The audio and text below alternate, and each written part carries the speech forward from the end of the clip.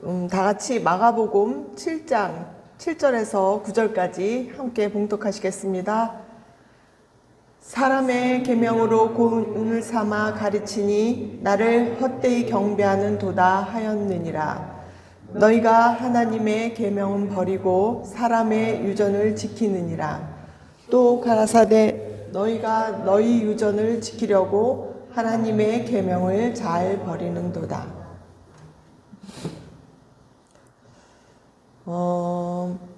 기독교인의 술과 담배에 대해 어떻게 생각하시나요? 교회 다니는 사람은 술 마시고 담배 피우면 안 될까요? 될까요? 어떤 분들은 술과 담배를 끊을 수 없어가지고 교회 가기 싫다고 하시는 분이 많이 있습니다. 하나님을 믿던지 안 믿던지 한국 사람들이 대략 가지고 있는 인식 중에 하나로 교회 다니는 사람은 술과 담배를 해서는 안 된다는 것이 이제 보편적인 인식입니다. 제가 아는 어떤 교회에서 이제 교회에 나오신 지 얼마 안 되신 분이 있었대요. 근데 그분이 이제 그렇게 들은 거예요. 술 마시면 뭐 담배 피우면 안 된다 이렇게 이제 알고 있었겠죠. 그런데 또 다른 한 분이 전도를 하려고 일반 이제 사람 그 신도가 아닌 분을 처음 교회를 데리고 오신 거예요. 그런데 갑자기 그분에게 예배 도중에 담배 냄새 난다고 막 뭐라 그랬나 봐요. 그 믿은 지 얼마 안 된 사람이. 그러니까 이제 이 사람을 전도하러 온 사람은 되게 당황스럽고 또 그날 처음 교회에 온 그분은 그다음부터 다시는 이제 교회에 안 나오겠다고 화를 내면서 뭐 이런 교회가 다 있냐고 이제 그랬던 것 같아요. 그래서 그 얘기를 듣고 이게 남 얘기가 아니구나. 우리는 아는 사람은 그래도 다 아는데 대부분은 다 이렇게 교회 다니신 지 얼마 안 된 분들은 이렇게 생각을 하는 게 아직도 여전히 있어요. 그래서 이제 한번 생각을 해본 거예요.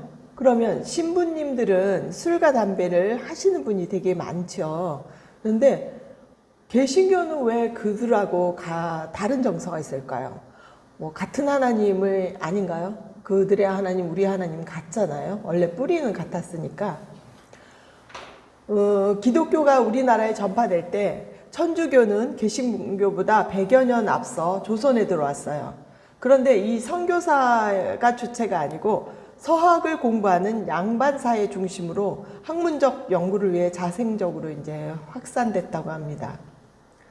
그런데 개신교에 처음 전파될 때 술, 담배를 금지하게 된 배경은 다 아시다시피 많이 알고 계시죠? 주체인 미국 선교사들이 청교도적 경건주의자들이었습니다. 조금 금욕적인 생활을 많이 하는 부파죠. 또한 술과 담배에 찌들어 있던 이 한국 사회가 대단했잖아요. 그래서 서민들에게 절제운동을 이제 벌이기 시작한 거예요. 그래서 그것이 시대적 상황하고 이제 맞물리면서 교회의 규율로 자리 잡게 되었던 것입니다. 담배 피지 말라는 구절은 성경에 나오지 않아요. 신기하게도. 담배는 마약성 기호식품으로 건강에 해로운 것은 이제 우리가 모두가 알고 있죠. 마약도 그렇고요. 그런 것뿐만 아니라 일 중독도 있고 성중독, 뭐 도박이나 게임 등 인간이 좋아하는 모든 것은 중독성이 있습니다. 인간의 뇌에서 호르몬 작용이 하는 말이죠. 그런데 서구 개신교는 극도의 금욕을 강조하는 소수의 이제 근본주의라 그래요. 그런 분들을 제외하고 뭐 술 자체를 정죄의 대상으로 삼지는 않습니다. 일상생활에서 포도주와 맥주는 음식료에 속하는 거고요. 문화적으로도 그래요. 가볍게 마시고 대화를 원활하게 해주는 촉매제이기도 합니다. 그럼 술은 마셔도 되는 거네요 하고 담배도요 이렇게 생각을 하실 수 있겠죠. 이제 한번 또 생각을 해보자고요. 예수님도 제자들에게 잔을 축사하시고 제자들에게 다 이것을 마시라고 이제 하시면서 제 사함을 얻게 하려고 하는 그 흘리는 언약의 피라는 의미로 이제 잔을 주셨습니다. 그래서 오늘날 그것을 기념하여서 성찬식에 포도주를 사용하고 있습니다. 그리고 뭐 그런데 이제 때로는 킹제임스 성경을 이렇게 거의 뭐 신봉하시는 분들이 많아요. 그런 그 버전의 하나인데 그 번역하시는 분들은 되게 예수님이 그렇게 말씀하셨어요. 포도나무에서 난 것을 이젠 안 마시겠다. 뭐 이제 다시 뭐 하는 오는 날까지. 뭐죠? 네. 그 애매모호한 표현 때문에 포도주가 아니고 포도즙이라고 강조하고 이제 주장합니다. 그래서 뭐 역사상 계속 포도주냐 포도즙이냐 막 이렇게 논쟁을 하고 바빴어요. 그러면 어떤 것들이 맞는 걸까요? 한국 개신교 신자들 중에 술 담배를 하는 사람들은 구원받지 못할까요? 그러면 그래서 이 주초 문제는 구원의 조건과 기준이 아닌데도 왜 죄인 취급받고 비난하며 정죄할까요? 교회 뭐 담배 피면 큰일 나는 것처럼 말씀하시는 분들 너무 많아요. 그 술도요, 마찬가지로. 개신교가 특별히 그렇습니다. 서구에는 그런 현상이 없어요. 별로. 근데 이제 그러면 마셔야 되나 마시지 말아야 되나 이런 생각을 우리가 이제 곧장 하게 됩니다. 그러면 술, 담배를 하지 않는 개신교회는 우월한 신앙인이라는 이 논리가 또 있어요. 그래서 정죄가 계속됩니다.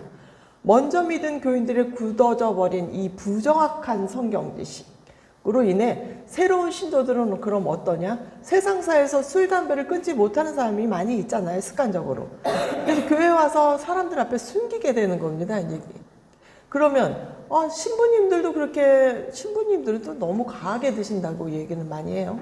근데 그럼 와가지고 같은 하나님을 믿는 교회인데, 그죠?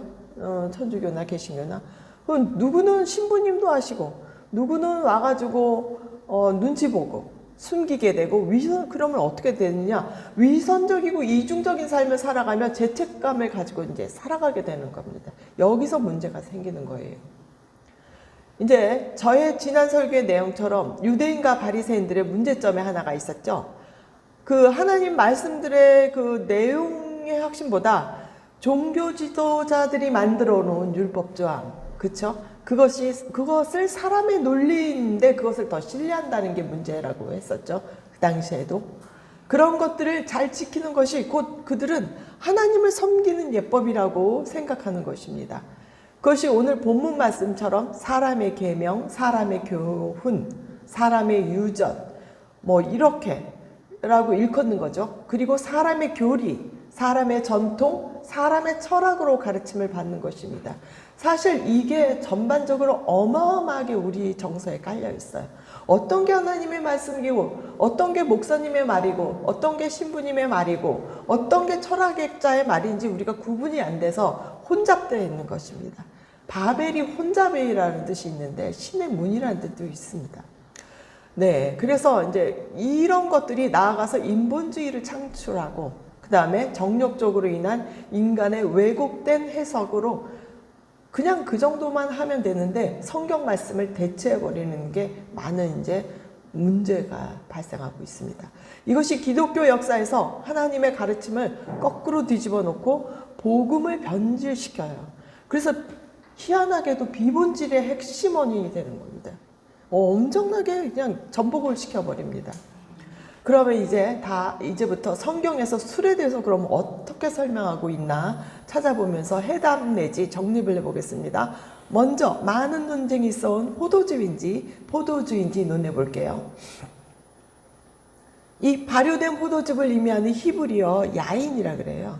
그게 이제 와인간으로 이제 이렇게 이렇게 변하죠. 현대에서는 이 야인이라고 하는 헬라어 오이노스라 그래요. 히브리어에서는 야인이라고 그러고 헬라어에서는 오이노스. 이거는 발효되지 않은 주스와 같은 포도즙의 의미와 발효되어서 취하게 하는 포도주의 두 가지 뜻이 다 담겨져 있어요. 새 포도주나 즙을 의미하는 히브리어 티롯이라는 것도 또한 그렇고요. 그래서 알코올이냐 비알코올이냐 하고 이제 논쟁을 했어요. 뭐 알코올이냐 없냐 즙이냐. 네, 이를테면 포도즙에 산소가 들어가지 않으면 발효되지 않는다고 해서 여러 가지 다양한 방법으로 뭐 저장했을 거다. 그리고 뭐 포도를 끓여서 시럽으로 만들어 보관해서 그걸 가지고 또 뭐 와인을 만든다 어쩌고 포도즙을 또 겨울이 되기 전까지 밀봉해서 뭐 물에 담근다든지 하는 이런 저장법 갖고 또 논쟁하고, 또 어떤 이들은 무교병에 누룩을 넣지 말라 그러잖아요. 그걸 들어서 포도주에도 누룩을 넣지 말아야 한다고 발효를 금한 것이라고 이제 또 주장하고 싸워요. 근데 그 무교병의 떡은 실제로 예수님의 몸을 의미하고, 그쵸? 그 말씀에 바리새인의 교훈을 더하지 말라고 그렇게 예수님도 말씀하셨습니다. 그러나 분명 포도주에 누룩을 넣지 말라고 하는 말씀은 성경에 나오지 않아요. 그쵸? 포도의 특성을 잘 모르고 하는 얘기라고 저는 생각됩니다. 그래서 이제 포도주를 저도 이제 집에서 예전에 만들어서 마셔봤어요. 누룩을 넣은 것도 그렇고 누룩을 넣지 않은 것도 만들어봐서 제가 이 과정을 조금 더 알아요.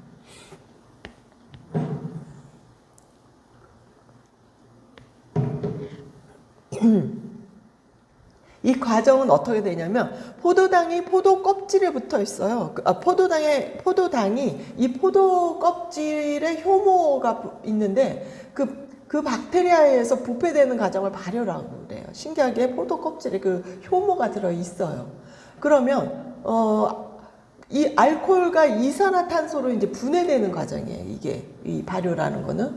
그러면 포도 껍질에 누룩을 넣지 않아도 자연 발효가 되는 겁니다. 그러면 더욱이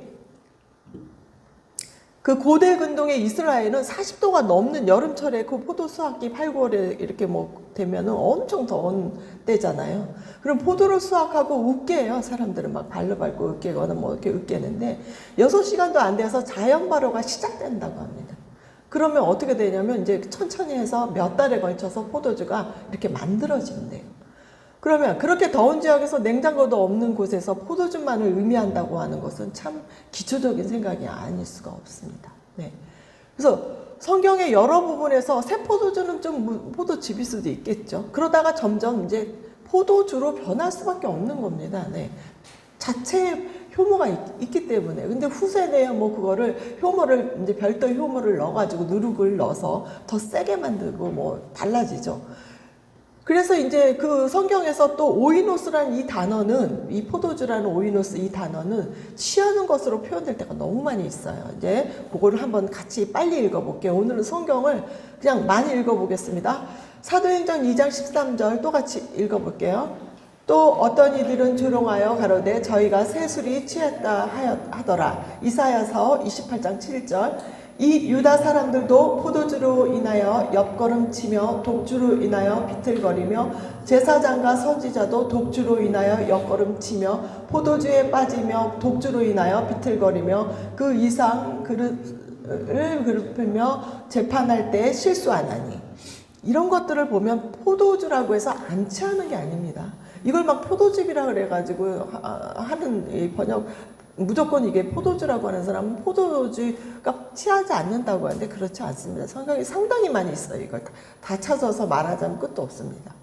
이 구절에서 그래서 이제 포도주의 의미보다는 포도주의 의미가 더 강하다는 것입니다. 그러면 술은 마시지 말라는 것일까요?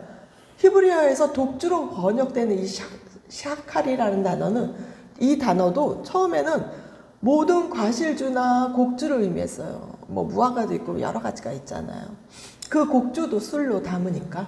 그래서 후에는 포도주를 제외한 모든 독한 술을 의미하게 되었다고 합니다. 그런 것들은 누룩을 넣어요. 왜 즙 같은 것도 넣는데 즙도 누룩의 성분이 있잖아요. 네. 그래서 모세의 율법에서는 하나님께서 분별을 잘하기 위해서 아론과 그 자손들 제사장들에게 회막에 들어갈 때는 포도주와 독주를 마시지 말라고 하셨어요. 하나님께 자신을 또 바치겠다고 이 서원한 나실인들이 있잖아요. 그 나실인들도 사실 그 독주를 금했어요. 세례 요한도 그렇잖아요. 떡도 포도주도 포도주도 독주도 마시지 않았다고 금욕적인 생활을 자처했겠죠. 네. 그런데 이 술의 효능은 상처를 낫게 하고 또 먹고 마시고 즐기는 순기능도 있어요. 가볍게 마시고 대화를 잘 풀어오고 사람을 좀 기쁘게 하잖아요. 그런데 이 취하는 역기능도 있습니다. 그러면 잠언에 이걸 한번 볼게요. 31장 4절에서 7절 르무에라 포도주를 마시는 것이 왕에게 마땅치 아니하고 왕에게 마땅치 아니하며 두 번이나 반복 독주를 찾는 것이 주권자에게 마땅치 아니하도다. 술을 마시다가 법을 잊어버리고 모든 강곤한 백성에게 공의를 굽게 할까 두려우니라. 독주는 죽게 된 자에게 포도주는 마음에 근심하는 자에게 줄지어다. 그는 마시고 빈궁한 것을 잊어버리겠고 다시 그 고통을 기억지 아니하니라. 이것만 들어도 조금 알겠죠. 제가 굳이 설명 안 해도. 왕이나 이런 주권자들은 이 분별이 흐려지는 거예요. 그래서 이런 독주나 이런 것들이 마시는 게 포도주나 너무 마시고 취해버리면 자기가 이끌어가는 사람은 좀 부족하잖아요. 그렇죠? 네, 그 정도예요. 그런데 누구에게 마시라 그래? 빈궁한 사람들이 고통스럽고 힘드니까 먹게 하기도 하죠. 그리고 디모데전서 5장 23절에는 이제부터는 물만 마시지 말고 내 비위와 자주 나는 병을 인하여 포도주를 조금씩 쓰라. 이거 신약에 있는 말이에요. 뭐냐? 또 그래서 선한 사마리아인들이 왜 포도주를 상처에 붓고 싸매잖아요. 그래서 알코올의 효분이 있다는 거죠, 아무래도. 그러면 이제 상처도 낫고, 그리고 뭐 또 다른 또 성분이 있겠죠. 그럼 약 같은 것도 일종의 민간 처방 같은 거죠. 그런 것들을 대하는 거예요. 다음은 이제 술은 마셔도 된다는 거에 이제 조금 말씀해 드려볼게요. 누가복음 7장 33절에서 34절 이거 한번 읽어볼게요. 같이 한번 읽어보세요. 세례 요한이 와서 떡도 먹지 아니하며 포도주도 마시지 아니하며 너희 말이 귀신이 들렸다 하더니 인자는 와서 먹고 마시매 너희 말이 보라 먹기를 탐하고 포도주를 즐기는 사람이요 세리와 죄인의 친구로다 하니. 아이고 여기 뭐죠? 예수님이 와서 포도주도 드셨나 봐요. 그죠? 그러니까 사람들이 죄인들의 친구다 이렇게 비방을 했어요. 그러면 포도주를 먹는 거네요. 일단은.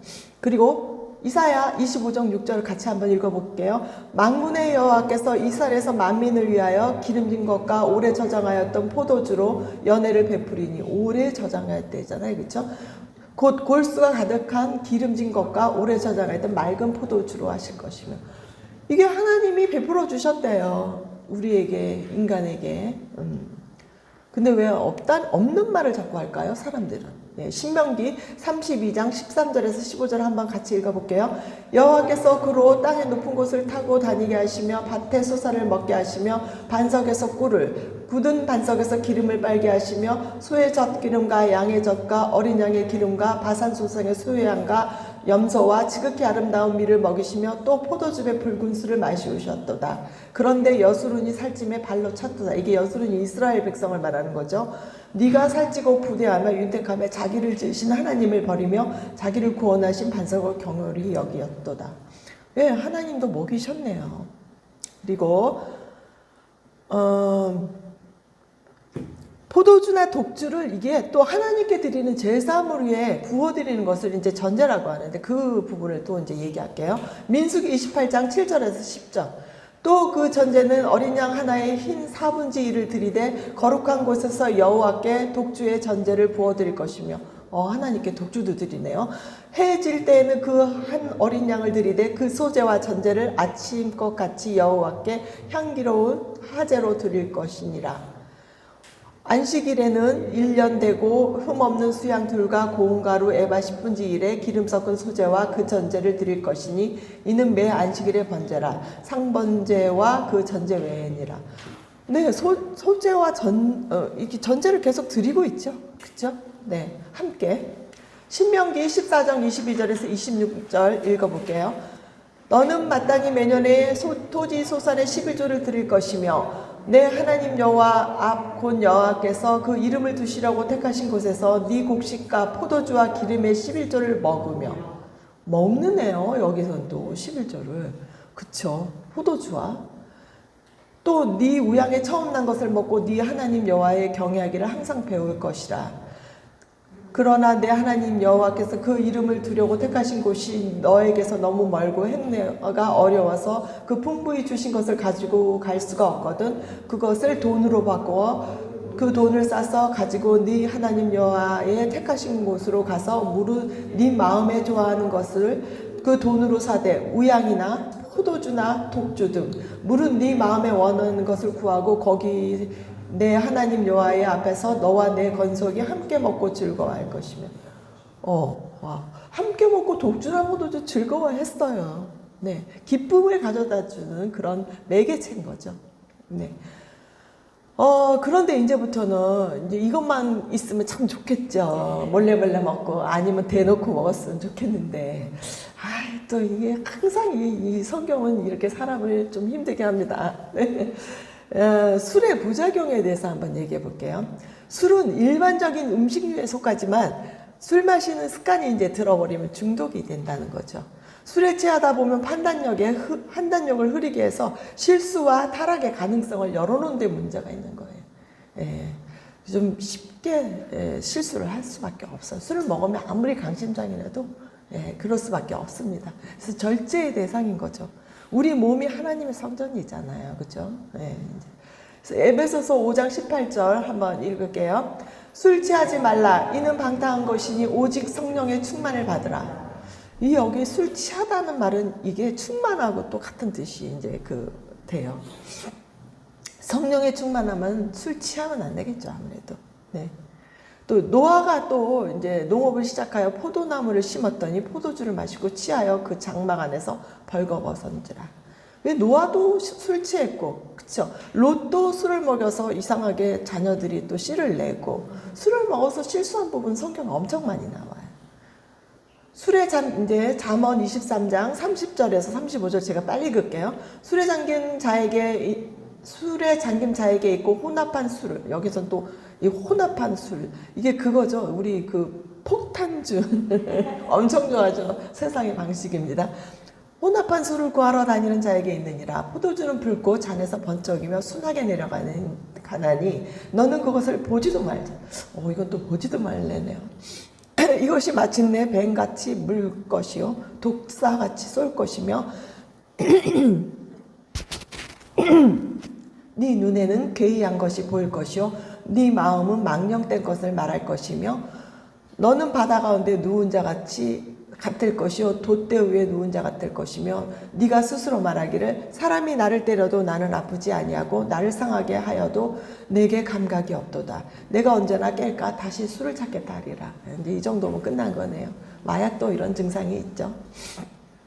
디모데 전서 3장 2절에 4절 제가 빨리 읽을게요. 그러므로 감독은 책망할 것이 없으며 한 아내의 남편이 되며 절제하며 근신하며 아담하며 나그네를 대접하며 가르치기를 잘하며 술을 즐기지 아니하며 구타하지 아니하며 어쩌고 술을 즐기지. 이제 감독이라는 건 높은 자잖아요. 그 당시에 감독은 지금의 목사님과 같은 그런 걸 수도 있어요. 그러면 장로님이나 그럼 술을 즐겁게 하는 건 아니에요. 대신에 먹지 말라는, 마시지 말라는 말 절대 없습니다. 네. 그 다음에 로마서 13장 13절 읽을게요. 낮에와 같이 산정히 행하고 방탕과 술 취하지 말며 음란과 후색하지 말며 쟁투와 시기하지 말고. 이런 것도 다 우리의 경건의 생활인 거죠, 일종의. 그쵸? 그리고 집사들도 이래요. 디모데전서 3장 8절에서 9절까지 이와 같이 집사들도 단정하고 일구이연하지 않고, 이런 거 우리의 다 삶입니다. 술에 임박이지 않고 더러운 일을 탐하지 않고 깨끗한 양심의 믿음의 비밀을 가진 자라야 하니. 우리 집사도 함부로 주면 안 되네요. 그죠? 이 정도의 엄청나게 있습니다. 임박인다는 말은 조심하라 이런 말이에요. 술에 조심하고 이렇게 조심하지 않고 주의하지 않는 것은 안 좋다 이 말입니다. 고린도전서 6장 10절에 도적이나 탐남하는 자나 술 취하는 자나 후욕하는 자, 이게 뭐냐, 모욕이에요. 토색, 속여 빼앗는 거예요. 토색하는 자들은 하나님의 나라를 유업으로 받지 못하리라. 어쨌든 술에 취해서 쩔어 있거나 술을 취해서 절제하지 못하는 사람들은 하나님 나라에 올 수가 없어요. 내 마음에 오는 게 하나님의 나라잖아요. 일단 신약은. 이웃에게 하박국 2장 15절. 이웃에게 술을 마시우되 자기의 분노를 더하여 그로 취하게 하고 그 하체를 드러내려 하는 자에게 화 있으리죠. 술을 많이 먹고 권하고 화가 나서 그냥 나쁜 짓을 하네요. 그렇죠? 이런 사람 조심해야 합니다. 술 권하지 마세요. 술 권하는 사회 좋은 거 아닙니다. 네. 잠언 23장 21절에서 21절. 술을 즐겨하는 자와 고기를 탐하는 자로 더불어 사귀지 말라. 술 취하고 탐식하는 자는 가난하여질 것이요 잠자기를 즐겨하는 자는 헤어진 옷을 입을 것입니다. 잠언은 지혜선에서 뭐 어쨌든 술 너무 많이 먹고 탐욕적으로 이렇게 하지 말라는 거죠. 디도서 2장 3절. 늙은 여자로는 이와 같이 행실이 거룩하며 참소치, 이게 모함한다는 거예요. 그때 디아블로스 마귀라는 그 단어예요. 많은 술의 종이 되지 말며 선한 것을 가르치는 자들이 되고, 늙은 여자들에게도 우리 나이 들어서 술의 종이 되지 말라는 거예요. 술을 마시지 말라는 게 아니고 술에 내가 이끌려가지 말라는 거예요. 주인이 술이 된 거예요. 술은 술을 가져옵니다. 술은 술이 먹게 합니다. 네. 그래서 잠언 20장 1절. 포도주는 거만케 하는 것이요 독주는 떠들게 하는 것이라. 무릇 이에 미혹되는 자에게는 지혜가 없느니라. 어떻게 해요? 먹고 거만해지는 거래요. 독주는 먹고 취해서 행설수설하는 거죠. 네. 고린도전서 5장 11절. 이제 내가 너희에게 쓴 것은 만일 어떤 형제라 일컫는 자가 음행하거나 탐남하거나 우상 숭배를 하거나 후욕하거나 술 취하거나 토색하거나 사귀지도 말고 그런 자와 함께 먹지도 말라. 이제 나왔네요. 이게 신도들에게 술 취하는 먹지 말라 이런 게 아니고 술 취해서 그런 어떤 행위가 좀 바르지 않는 사람에게 믿음의 한 자는 먹지도 말고 사귀지도 말라는 거는 이제 답이 나온 거예요. 우리가 술을 무조건 기독교는 잘못 받아들여서 선교사님들이 우리의 좋은 전탕을 주셨잖아요. 우리 하도 한국 사람들이 술에 쩔어서 담배가 쩔어서 난리들을 피우니까 마시지 말게 한 건데 그건 성경에 없는 말이에요. 술 취하지 말라는 거예요. 정확하게 말하면 이제 분명한 인식을 갖고 대응을 하셨으면 좋겠습니다. 술 마시고 담배 피우는 게 무슨 죄인처럼 하지 말라는 거예요. 왜 그러냐? 성경에 없는 말 가지고 구태여 그럴 건 없어요. 그러나 몸에 해로운 거는 세상이 다 알고 있어요. 그렇다고 해서 여기서 숨기고 그럴 필요가 없습니다. 그걸 갖고 정죄할 필요 없습니다. 네, 건강에 해롭고 중독이 되는 건 누구라도 알고 본인이 스스로 절제해야 되고, 그러나 술 취하고 이상한 짓 하고 다니면 서로 성도라고 해서 성도 대접은 아니라는 거죠. 절제하고 항상 그래서 근데 고린도전서 8장 우상에게 바쳐진 재물에서 설명을 하잖아요. 거기 보면 믿음이 약한 사람에게 이것도 걸림돌이 된다면 사랑의 마음으로 자신의 권리와 자유를 제한해야 된다는 겁니다. 그렇죠? 우리가 마셔서 문제가 없고 어떤 사람은 조금 한 잔만 마셔도 얼굴 빨개지고 취하는 사람이 있고 어떤 사람은 술 2병을 마셔도 끄떡없는 사람도 있어요. 답이라는 건 없어요. 그러니까 자기가 정없고 절제하고 항상 정갈한 마음으로 취하지 않고 즐겁게 마실 수도 있는 겁니다. 그냥 저 그냥 내놓고 얘기할게요. 근데 취하고 실수한 정도가 되면 이미 스스로 끊어버리는 게 낫습니다. 그쵸? 그래서 저도 목사가 되어가지고 이 연약한 분이 있는 이런 데서 시험에 당할까 해서 이제 집에서 몰래 마십니다. 와인 한 잔 정도. 저희 아빠 술이 워낙 세셔가지고 저희 자녀들이 술이 엄청 셉니다. 마셔도 취하지가 않아요. 근데 마시면 위가 나빠가지고 아침에 그냥 바로 쓰러지거나 그렇죠.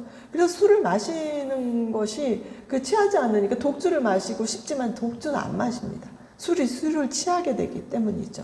그래서 맥주 1-2잔 정도, 늘 그냥 그 정도, 와인 1잔 정도 가끔 어쩌다 그냥 기분 좋게 이야기할 때는 목사인데도 근데 그건 대놓고는 하기는 좀 그렇죠. 근데 그걸 이해하는 사람들 앞에서는 까짓거 뭐가 문제입니까? 그렇죠? 성경에 없는데 성경에는 취하지 말라는 거예요. 내가 취하고 실수하면 그건 덕이 안 되겠죠. 그래서 절제와 모든 것도 개인의 그 자유를 하나님이 주신 그 진리가 너희를 자유케 하라고 하셨으니까 그 자유를 잘 사용하셔서 그것을 잘 하신 거면 되겠습니다. 그래서 이제 이런 것들은 죄인이라고 하면 안 됩니다. 숨길 일도 아니고요. 가한 것은 문제가 됩니다. 그래서 사람의 교훈을, 이건 선교사님들이 만들어 놓은 사람의 교훈입니다. 사람의 교훈을 말씀보다 위에 두지 마세요. 그것을 정죄하는 것은 오히려 성경에 없는 말로 정죄하고 죄인 취급하는 건 더 나쁜 거라고 저는 당당하게 이야기할 수 있습니다.